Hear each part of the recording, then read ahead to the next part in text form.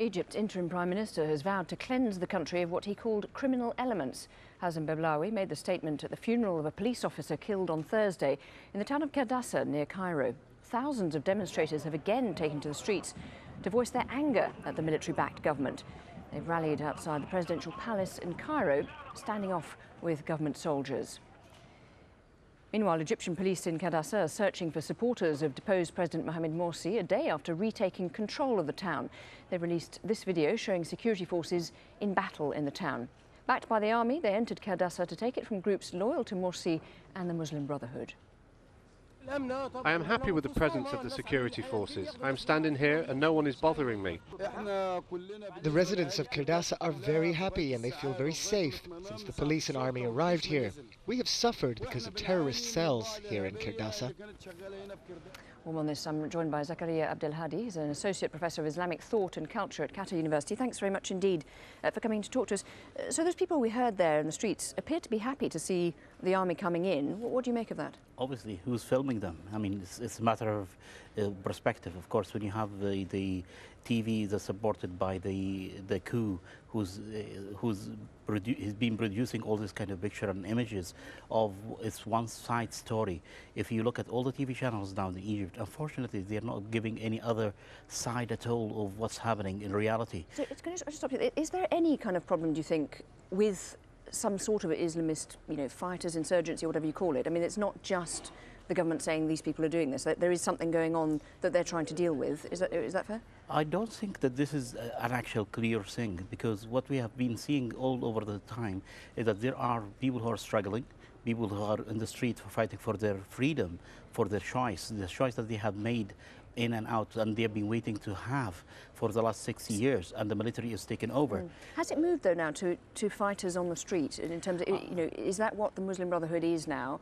Is it dead politically? Okay. Is it only fighters on the street? No, I totally disagree. I don't think that this is what actually the coup government have been trying to push all the way by calling it as a terrorism, and it is a war on terror and all these things. They have been pushing the Muslim Brotherhood and other groups that are in alliance with them to go in the struggle and to go and fight and take up arms, and they have failed with that miserably. So what they are doing now, they are staging things and making up things to the level that even the police officer that being killed, that it was shown up in YouTube videos, that there are images that's coming out that's not accurate and not clear. Voices is not accurate. The way that even there was in the Egyptian TV a gentleman who was a medical doctor who was being interviewed about them, and he said that he was shot in a different side, which is somebody who was near him who was just shooting him. There probably is, though, politically a problem, isn't there, for the Muslim Brotherhood, in that whether or not these people are involved in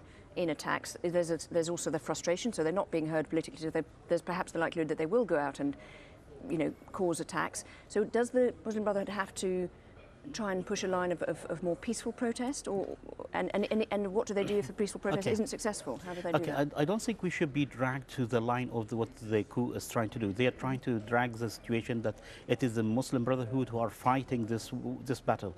It is not. It is the people who are fighting the battle. The people in the street, they are not Muslim Brotherhood. We have been seeing people from the Wasat Party. We have been seeing people from Harakat Kifaya. We have been seeing people from 6th of April. We have seen people who are artists who are against the coup. We have seen people from different walks of... So they attempt by the coup to try to single out the Muslim Brotherhood, that they are the only faction that are moving all those thousands of people in the street today and every day. That is a crime, because this is the people's rights. How damaging is it now to have this ongoing situation in Egypt, regardless of the rights and wrongs of who's doing what?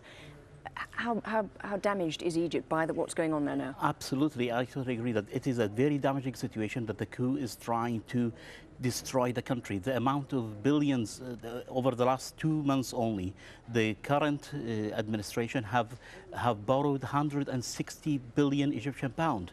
And they are spending it on all this kind of things.